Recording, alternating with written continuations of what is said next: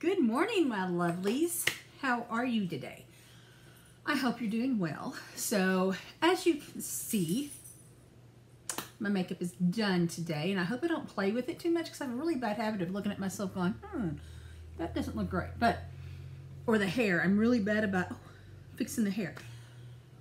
This is going to be an adventure because I usually have to be doing something when I'm talking, and I'm just going to be sitting here talking to you and reading my notes and trying to do it in a cohesive manner. So let's see if it works, and if it does, maybe we'll do these Evil Live Here videos this way and go back to my other videos doing makeup talking and maybe doing the cult series I was talking about. I'm still waiting. I've been doing some research on that, so we'll see. Just let me know what you think if you're interested in it. But for now, we are doing the Evil Lives Here. I really enjoy. Okay, so I love the ID channel, first and foremost. I literally could sit and watch it all day, and I do. I'm blown away. Hi, Bowie. He's making himself known, sorry. But I try not to watch the Evil Live Here on ID channel because I'm trying to do it in order to catch up, and it's going to be a while until I catch up. However, we'll see. So, yeah, I absolutely love this. I love doing it. I love talking about it. I'm hoping to get better at it because I am not the best, and I know. I'm learning. I'm trying to do better, so please bear with me. Your thoughts and comments are always appreciated. I love hearing from you. Please be nice. I am new at this. But yeah, give it to me. Let me know. Anyways, we're going to get right into it. I've wasted enough time. Let's talk about this episode, which is season 2, episode 6, titled My Secret Nightmare. It was originally aired February 20th, 2017, and I do want to give some trigger warnings. Sexual molestation and abuse are in this story, and I was thinking about this morning because I always like to say, if it's something you don't want to hear or not comfortable with, please click out of here and keep your mental health, and we really don't want to cause anything like that, any major problems like that. However, I was sitting here and I was thinking, I sit here and say, if this bothers you, well, yeah, it bothers us. It's horrible. It's, none of us like it. I specifically don't like it either. But it's something that, I have put myself in this position where I'm watching these, and yeah, the last one was probably one of the hardest ones I've had to get through. None of them are easy. So if it does bother you, please click out. Check my Get Ready with Me, or check an episode that doesn't, about all this terrible stuff that we do talk about on this series. Or I would understand if you can't hang here. The episode's called Evil Lives Here. It doesn't give us much room to play with, does it? So if you do have to leave and you do click out of my videos, I completely understand.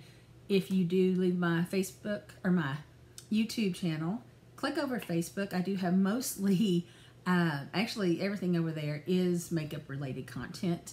So anyways, that's that. And here we go. So, and forgive me if I'm all over the place, leaning. I'm trying to sit up straight, but I'm really bad about that. We'll see. So, the episode starts with the young lady sitting at a kitchen table, and the production team hands her a letter, and she tells us this letter, what she says is, it was a letter that he wrote to me when I was in the care of one of my aunts. So, don't know how long ago this was, but she said she didn't get it for many years after. I guess, she was young when she was with her aunts, so she probably didn't get it till she was an adult. So she's showing this handwritten letter and tells us a little bit of it. And she says, No. The letter says, and I quote, Tiffany, I love you. I miss you. God, I miss you so very much. I'm so sorry for everything. I know sorry doesn't make anything okay. Nothing will ever make what happened okay. Nothing. Tiffany, I never, ever meant to hurt you. I loved you so much. I would do anything to go back to the beginning and undo the nightmare of the past. End quote. It's pretty heavy. Pretty heavy. So, Tiffany's skipping through, as we know she is now the narrator, she's skipping through multiple pages and she reads different parts. I quoted it exactly as what that quote said was her reading different sections of the letter.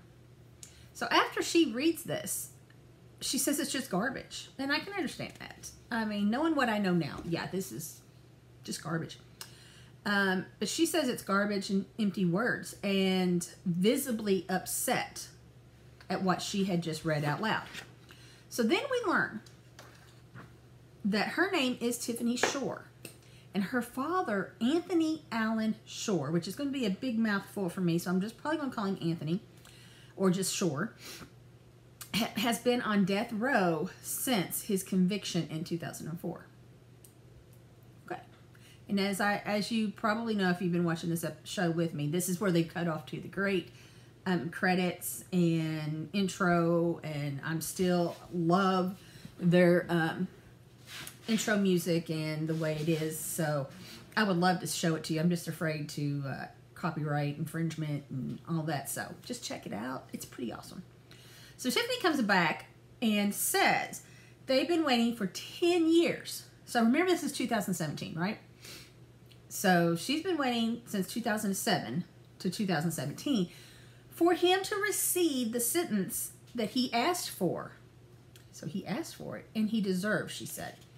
She says that he still hasn't gotten that punishment. And when he does, she wants to be there to see him executed. Oof. She clarifies that it's not so much she wanted to watch him die, but she wants the sense of closure from when it happens, and that he will no longer be a threat to anyone. The producer asked Tiffany if she felt like her dad, so this is her dad, which probably... It doesn't clarify. It doesn't specify. We don't really know. Is it a boyfriend? Is it a husband? Is it a father? Is it a brother? We've seen it all on this channel, right? We've seen everything. So this is her dad. And I did say that earlier. I apologize because I said her father, Anthony Allen Shore.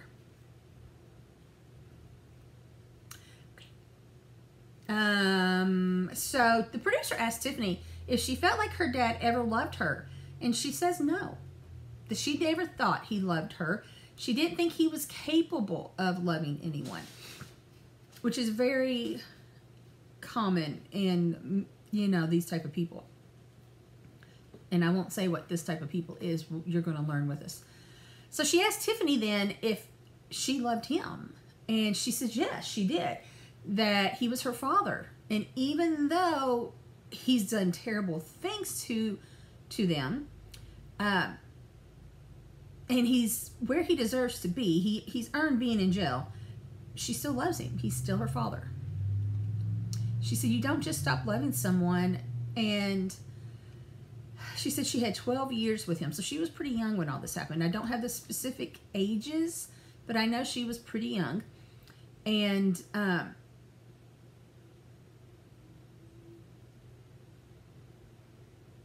okay, so I have a note here saying that she was pretty young when this happened. And to look at her in 2017, she looked she still looked young. She looked like she was in her early 20s. But she says that most of those 12 years that she spent with her father were bad. And there were some good experiences but just not enough. Mostly bad experiences. So during this story, I'm not seeing much of a mother in the picture.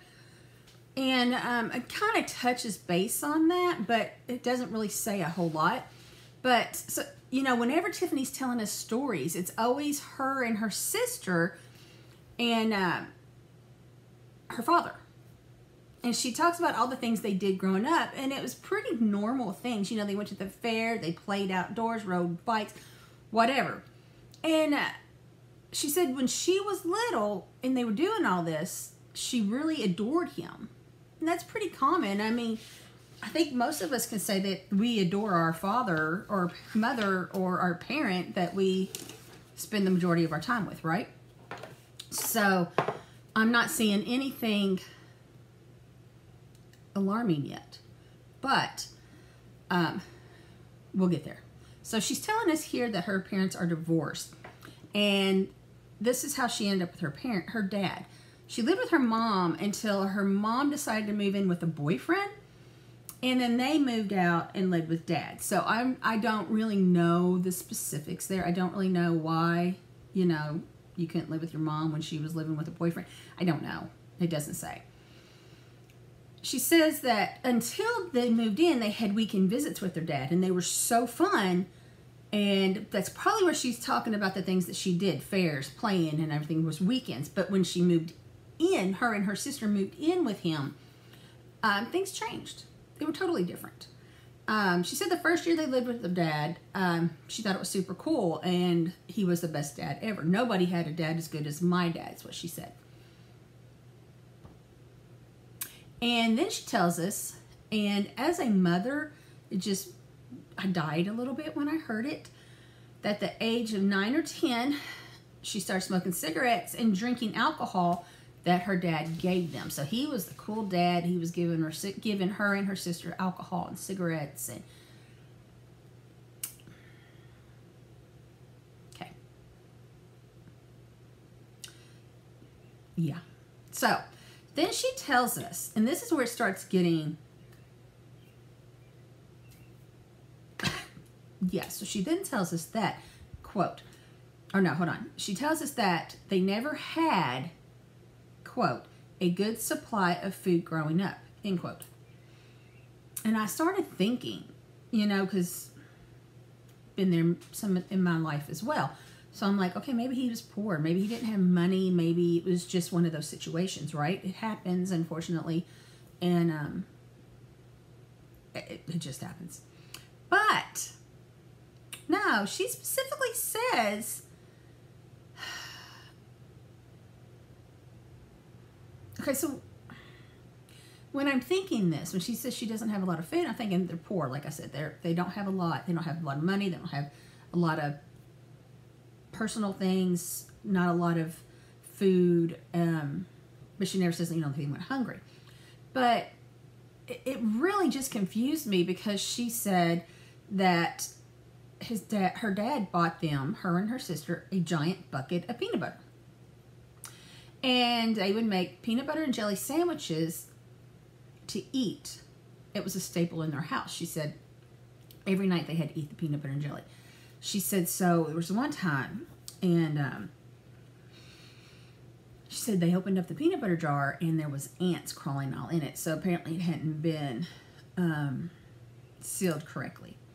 And she was telling her dad that there was something wrong with the peanut butter, that they couldn't eat it. And he told her, he said, I bought that for you. That's what you're going to eat. So, they had to eat the peanut butter with ants in it. And she said her dad never ate the peanut butter. That was her and her sister. They had to eat the peanut butter. Her dad would always fix himself a steak or something nice and big at the stove. And, you know, she's sitting here saying it was awful. She said, this smelled wonderful, and we're eating peanut butter and jelly sandwich. And just one peanut butter and jelly sandwich a night. So, and then after he cooked himself up this nice steak dinner, whatever, he'd make the girls clean it. And they had to go in there and they had to clean the stove and the dishes and everything from where he ate this nice food. So I'm thinking less that he didn't have money, but more the fact that he was an asshole. Just my opinion. Just my opinion. But he never shared that food. Never. And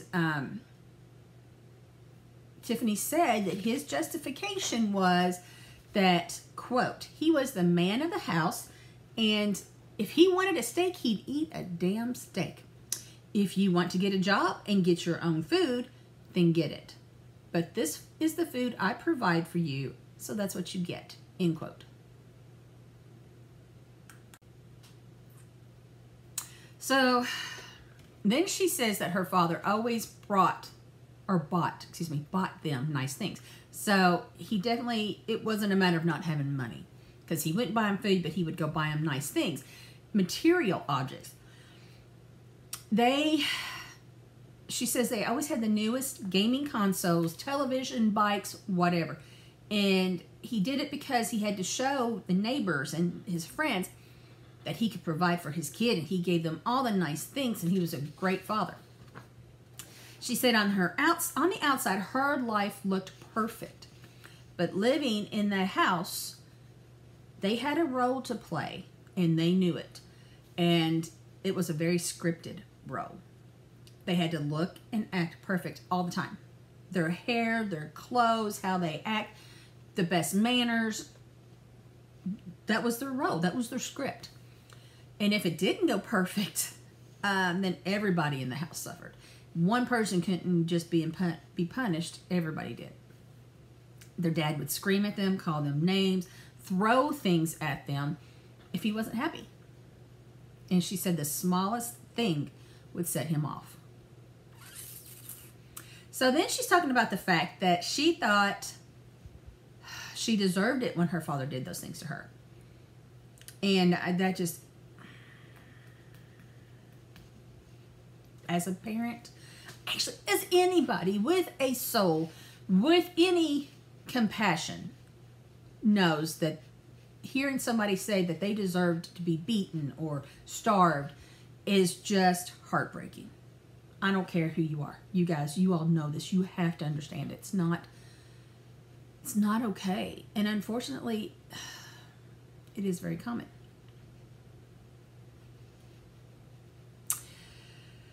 So she thought that she had to have been bad for him to act like that, and her goal was to always be better. So again, not okay. It's just not okay. It became clear to Tiffany and her sister that they learned that you don't question the father. They did what he wanted, how he wanted, when he wanted. You didn't ask questions, or you would get physically assaulted. He would beat them.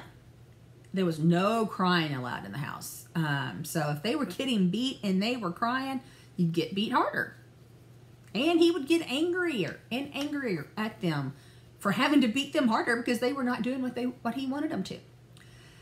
If you couldn't stop. So one of the things he did, and she said this, and I was just...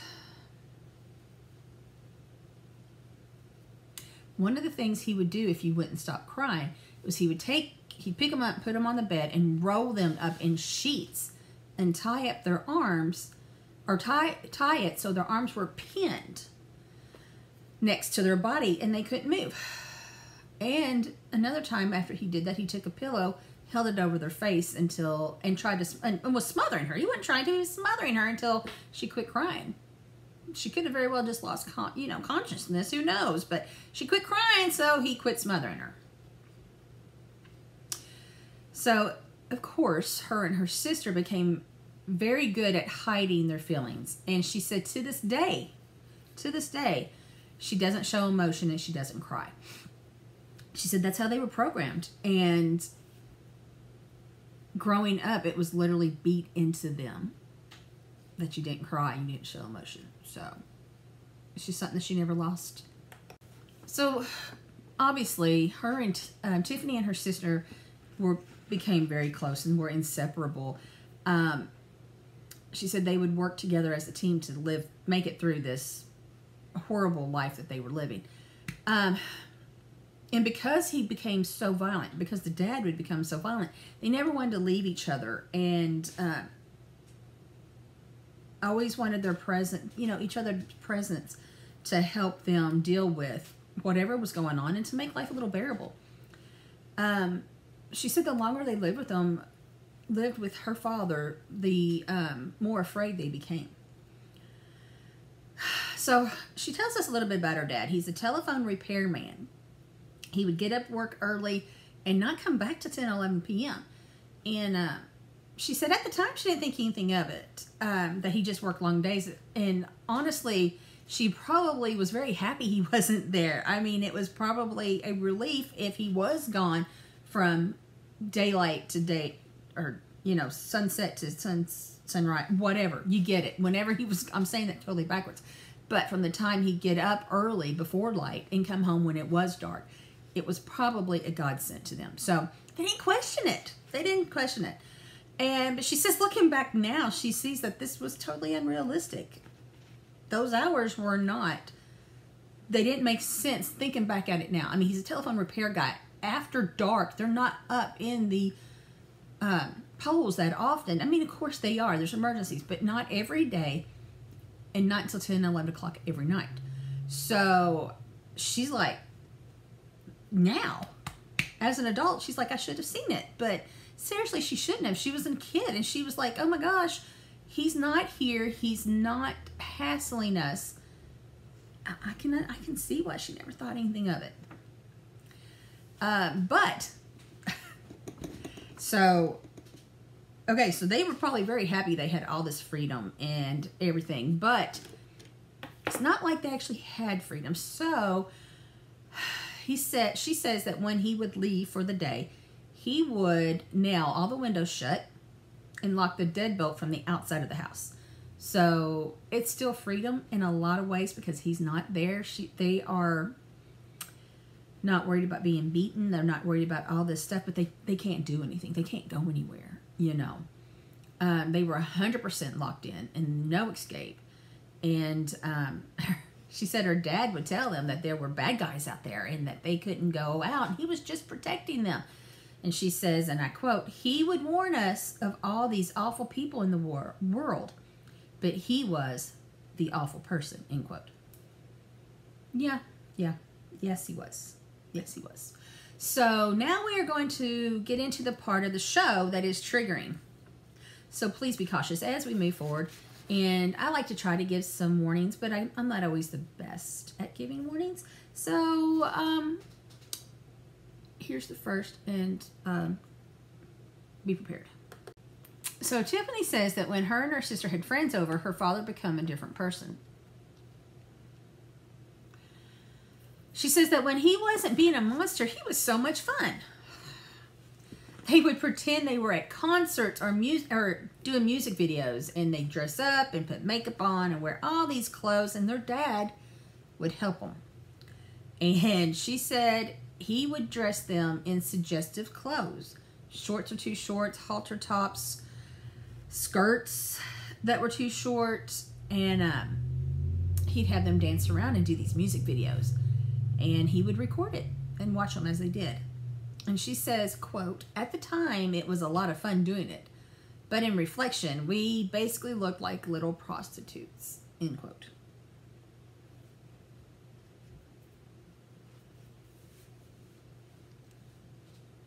That their dad was dressing them up as. So now, she tells us that every night before bed, their dad always made them hot chocolate. So every night before bed, they drank this glass of hot chocolate. And she said one time her sister told her not to drink it because it tasted bad. But she said it did taste bad. She says, I remember it tasting bad, but her dad made it for her, so she didn't think anything of it. And she would drink it every night. And she said after they drank the chocolate milk, or the hot chocolate, shortly after, they would be tired and go to sleep.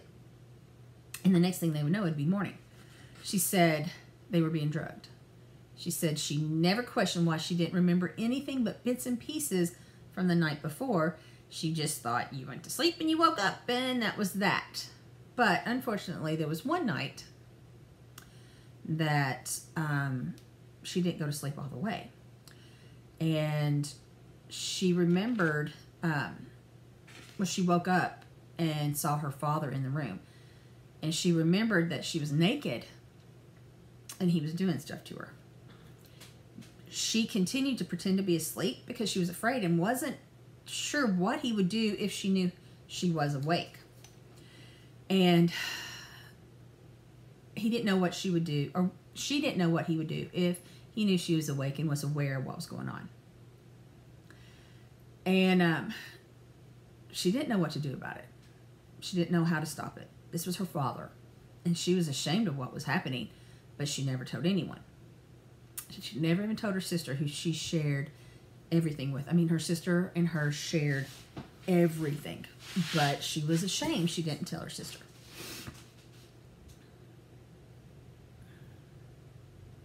So she thought if she took the brunt of the attention from the father, then she wouldn't,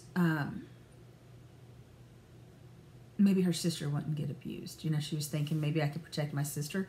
Maybe, maybe it's just me. Whew. But she says the abuse started happening more frequently. And, quote, she didn't want to think about how many times it happened that she didn't remember anything happening, end quote. How scary is that? I mean, let's just think about that. How absolutely freaking awful is it to worry that when you go to bed, you're being drugged and you don't know what's happening to you.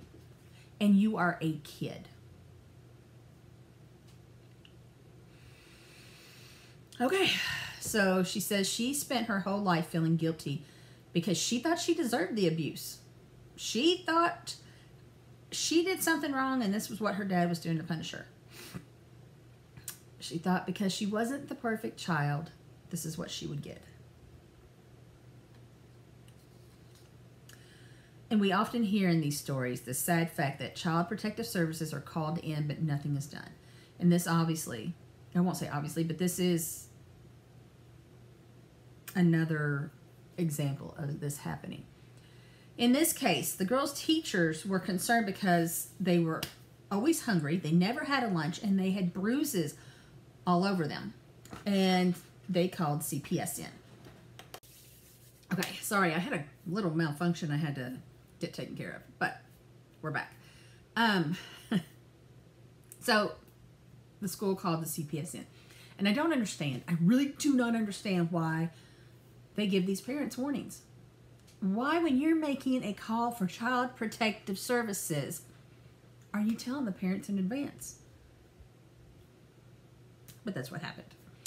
So the father knew and was going to set it up to look perfect. They had to clean the house. They had to get everything in order. He fixed this huge pot of stew that they were all going to eat. And, he schooled the girls on what they could say, what they couldn't say. And, you know, even threatened them. If they take you away from me, you know, your life will be hell. You'll be living with the foster, yada, yada, yada. I mean, just scared these girls so that when the lady comes in to talk to them, everything's perfect. There's not a care in the world.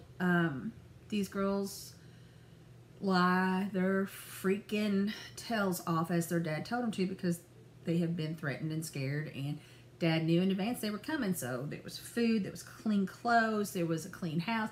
I mean, it was just, I don't know. I don't know. How do we make this work? How do we make this work that when a kid needs help, when child protective services is needed to come in and help a situation, there's no warning, there's no, you know, talking to the kids with the parents there. I mean, there's so many things that, and I don't know. This isn't something I know the answer to, and unfortunately I don't think anybody knows the answer to, but there's got to be a way. There's just got to be a way. There does. Anyways, at this point in the reenactment that we're seeing the CPS person there talking to Tiffany and her sister, we learned the sister's name is Amber, and it's the first time that we've heard it and have been told her name. So now I can quit saying the sister. So Tiffany says she gets to a point where she's hopeless. I mean, she's just knows. She just knows nothing's going to get better. That life is the best it's ever going to get for her. And she started considering suicide.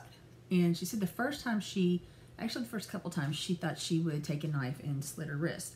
She said she would take the knife, she'd go to the bathroom, she'd go in there, shut and lock the door, and then she'd chicken out. There's nothing wrong with that. No shame in that. But she said a couple times she did. She said that she saw on the news, I don't know because they didn't mention names, but apparently a celebrity had died of overdose on pills. And she started thinking, well, we have pills. I can take pills and kill myself and be less mess, you know, whatever, than cutting myself. So she said she did. She said she found the pills and she took them. And then she comes up and says, or then, you know, evil lives here in their wonderful glory says, and I quote, Tiffany survived, end quote. And this whole story is not a story that's hilarious or funny or whatever, but at that time, and I'm seeing that and I'm like, really? She survived? I didn't know that. I'm so glad. Anyways. But it does say that when her dad found her, he wouldn't take her to the hospital. He let her get sick and just walk it off. He wouldn't take her to be seen. So I don't really know what happened. She doesn't really say. But she said she didn't know what was more devastating, trying to kill yourself or knowing that your father didn't care that you tried to kill yourself. And that if you lived or died. That, yeah. So she said she told Amber, she's like, what is there to live for when your own father doesn't care if you live or die? And Amber told her she needed to live for her. She didn't want her to die. And she didn't want to be left alone with her father. So now, we're getting to kind of a turn in the story. Dad was dating some lady, such a lucky lady, and they were going to get married. But Dad didn't want Amber and Tiffany around when they got married. He wanted their honeymoon phase. So he calls, which I find out is his mom, and she lives in California. Doesn't tell us yet where they live. We will find that out. But he calls his mom for them to go stay with her for a couple weeks to a month, whatever, and so he can have his new wife and have his honeymoon.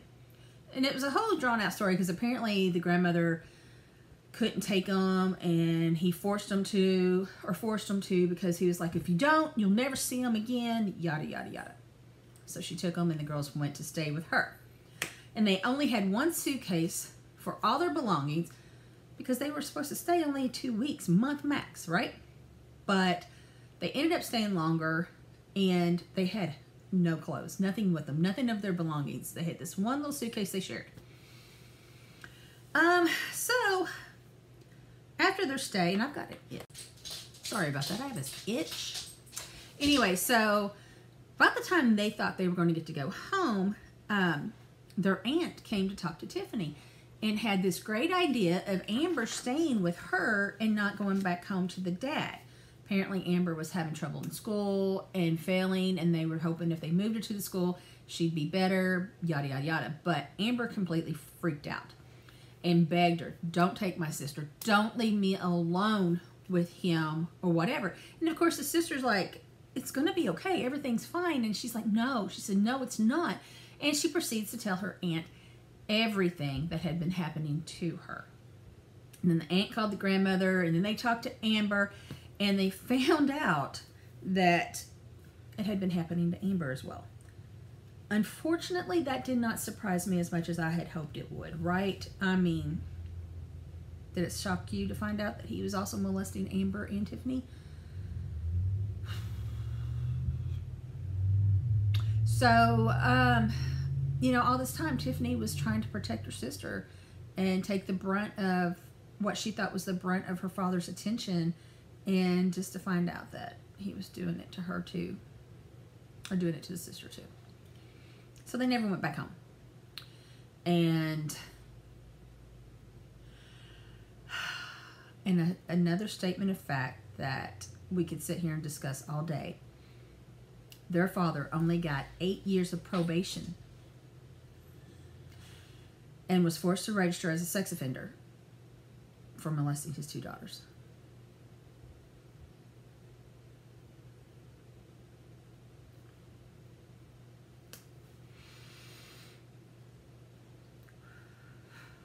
Okay.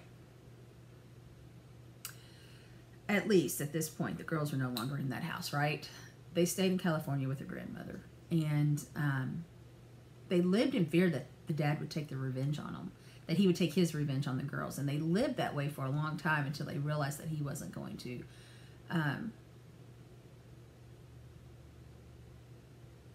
you know, try to do anything to them. I'm sorry, I totally went blank. So, the damage had been done, though. They were away from him, but they lived with him for 12 years. So they had lived with him for 12 years. And this is just going to tell you some... Amber never got completely over what happened, and she ended up running away. She ran away from her grandmother's house when she was 15. Think about that. She'd lived with them for 12 years. Don't know how much of that they'd been abused. She was only 15. But she was rebelling. At this point, she was tired of rules. She didn't want structure. She was just done, and she had ran away. Every couple years, here and there, Amber would reach out and keep in touch with Tiffany, but it wasn't a lot. So this close sister, these close sisters were now completely apart, and it's sad, but in so many ways almost predictable. But Tiffany said she always worried about her, never knew where her sister was at the time or where she was going to be, but she would just call out of the blue, right? And she said, and that happened one day. She said Tiffany called her out of the blue to ask if she's seen the news. And so like I was saying before I was rudely interrupted, that one day Amber called Tiffany and asked her if she'd seen the news. And there was a news broadcast on that saying that their father was a serial killer. So yeah, this kind of shocked Tiffany, and Amber was telling her to turn on the news, and it was showing that he had been arrested for suspicion of murdering women. There was actual news footage, which like I've stated in the past, this series does a great job showing actual news footage. It shows them taking bodies out in a stretcher, and the anchorman is talking about how Shore confessed to killing the 4 women. He had sexually assaulted them and killed them. I don't know. Does that shock you? The killings had lasted over a span of 17 years, so I'm really shocked it was only 4 bodies. And I think I read somewhere that they actually thought that was more, but the 4 was the only ones that they can find. So the news was actually calling him the Tourniquet Killer. And they said that when Shore confessed, he wasn't remorseful, and the cops that were doing the television broadcast thing called him an evil man. Now, Tiffany is looking at the pictures of the women he murdered, and they varied from the age 9 to 21. Tiffany says that it hit her that these girls were all dark-haired and dark-eyed like her and Amber. She said it could have been them. Yeah. Said that he was drawn to little girls who were dark-haired and dark eyes like them. And all the murders occurred. So needless to say, I'm a little frustrated with my dogs today, and I'm sorry. I'm home alone, so I don't have anybody helping me with them. And I'm trying to do this video. So, we'll get back to it. I'm so sorry. But she was afraid that the killing of these women, and not even women, these are young ladies and children, right? But she really thought these were like replacements for her and her sister. And I get that. In a lot of ways it probably was. But all the, and I don't remember exactly where I'm at, so I'm going to repeat this. All the murders took place when the girls lived with him. Yeah, I mean, he was killing these people. So when he would go out early morning and come home late at night, it's probably what he was doing. I don't know for sure, but that's probably what he was doing.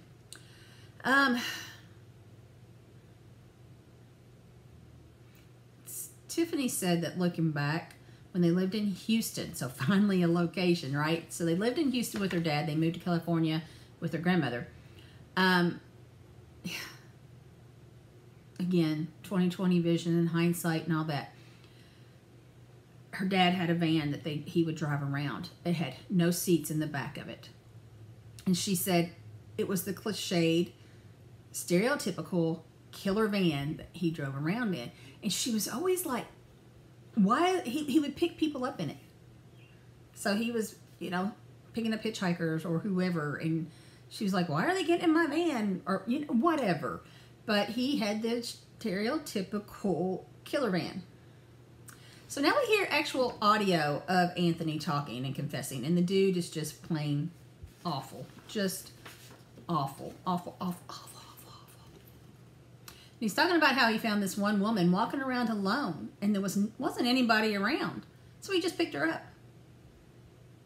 No one saw a thing. There's more audio of Anthony talking, and he's very calm. There's no emotion. He's just talking about seeing a girl walking around, and he stopped and asked her if she needed a ride, in which she jumped right in. And that's how he got his victims. And Tiffany says, you know, nobody thought anything of it. Nobody caught onto it. And the girls, for the most part, were young and didn't know better. She said the neighbors were so surprised when he was arrested because he had put on this persona of being the perfect guy, the perfect father, the perfect neighbor. It was just shocking. But Tiffany's like, looking back at it, it wasn't shocking. She just didn't know it. I mean, she was a kid. She just didn't know the signs to see that something was wrong. So when Anthony was caught, he requested and received a death sentence. He wanted the death penalty. So Tiffany said she was relieved when she found out he got the death penalty. So he wouldn't have to worry about what he says or does or coming back after him and how he manipulated people and anybody else that he could damage or hurt. She says she is aware. She's aware she has some good memories of him as her father, but he did some horrible things and he deserves death row. And she says, quote, when he's finally gone, I think I'll finally be able to breathe again, end quote. So sad. So it ends on her saying she hasn't heard from her sister in years, which to me is just a tragic, it's just sad, just awful. She says she doesn't know if she's alive. She doesn't know where she's at. She doesn't know if she's in prison or if she's finally got her life together. And she worries about her all the time.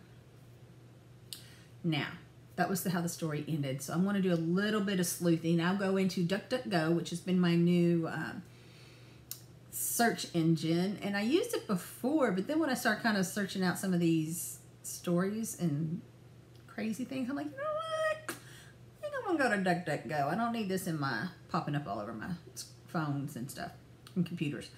So, we find out where we're at 5 years after this showed, or this episode aired. It first comes up to a Wikipedia site.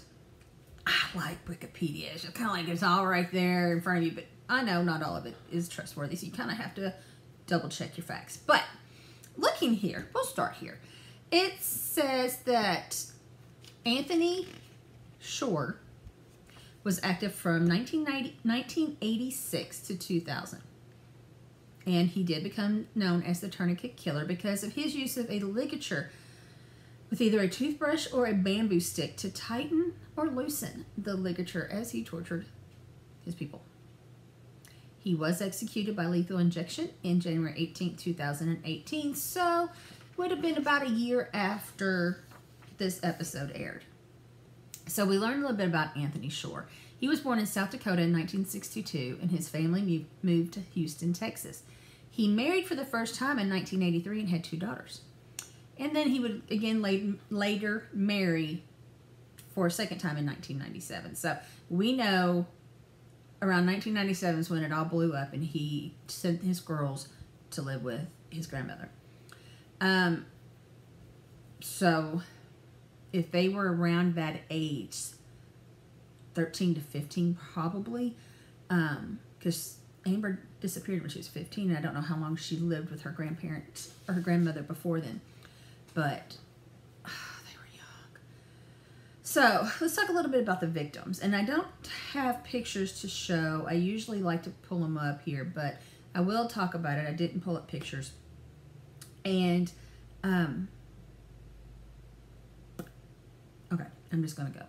Laurie Lee Tremblay. She was his first victim. She was 15 years old.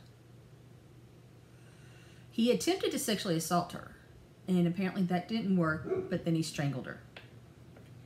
Maria del Carmen Estrada. She was the second victim, and she was 21, and I believe the oldest. He did sexually assault her and strangled her. Selma Jansky was the third victim. She was 14 years old. It states that he sexually assaulted her but didn't kill her. So that's interesting, because I thought he killed all his victims.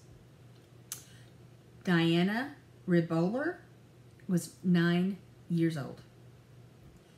He beat, sexually assaulted, and strangled her. Dana Sanchez was 16 years old. He tried to sexually assault her, but she fought back, and when she fought back, he killed her. And this is weird, because as it says, after Dana, which was his final victim, it literally says that in a strange twist, 7 days later, an anonymous phone call came to the local news station, and actually, Shore was the one that made this phone call. And he directed the police to Dana's body. I don't know. Was he completely losing his mind? Was he done? Was he tired? Was he... Or did he think he could play with the police and maybe just send him on this merry chase and he would never get caught? I don't know. But those were the 4 victims that he killed, and then 1 victim that he sexually assaulted but did not kill. So now I want to look at the daughters to see if I could find an update. And the first link I found was titled Amber and Tiffany Shore Now. Where are Anthony Shore's daughters today? Of course, I clicked it, and it was a link in the cinemaholic.com. So as I read it, I find out a few things. The grandmother, as I mentioned before, was Anthony's mom, and that's where I found this out at. She knew something was wrong as soon as she saw the girls because of how they looked, and, you know, hadn't ate and the bruises, but she didn't know the full extent of it until Tiffany confessed. And Tiffany told her that she was 10 when he started raping her. Okay, so it was the DNA sample he provided when he was arrested for abusing his daughters and where he was put in the registry that linked him to the Maria del Carmen Estrada murder, and then kind of tied it all back up together. So that was his downfall, I guess him being in the sexual registry as a child offender led to his arrest. So according to the website, it says that recent reports indicate that Tiffany is, quote, a single mother living in Arizona. She previously worked as a sheriff's deputy before joining the Army National Guard. She was also taking forensic science courses, end quote. And I'm so glad to hear that. So she seems to be doing really well for herself, putting her life together. Like I said, she was the person we see on the episode. She looked very well put together, very attractive young lady. She did look young, but I'm glad to see that she's kind of gone in this direction, because Amber's just basically dropped out of the limelight. I couldn't find anything on her. I couldn't see where she was at, what she was doing. She basically didn't want anything to do with the story, and I'm glad for her as well. I really hope she's doing well and that she's got her life together too, but if she doesn't want us to know it, then that's fine with me. She she is entitled to her privacy after everything she's been through. So I do hope she's well. And I'm very glad to see that Tiffany has done very well for herself as well. So that's it for today, guys. I know it was kind of hectic. I don't know how I feel about not doing my makeup as we talk. It was kind of freeing in some sense, but in the other, it was like, I don't know. What do I do with my hands? And I keep touching and poking, and I don't know. We'll see. We might try a couple more. But thank you for watching the video. Please let me know your thoughts. I would love to hear your thoughts. Make sure you like and share this video if you did enjoy it. And please hit that subscribe button. It does mean the world to me. So until next time, guys. See you later.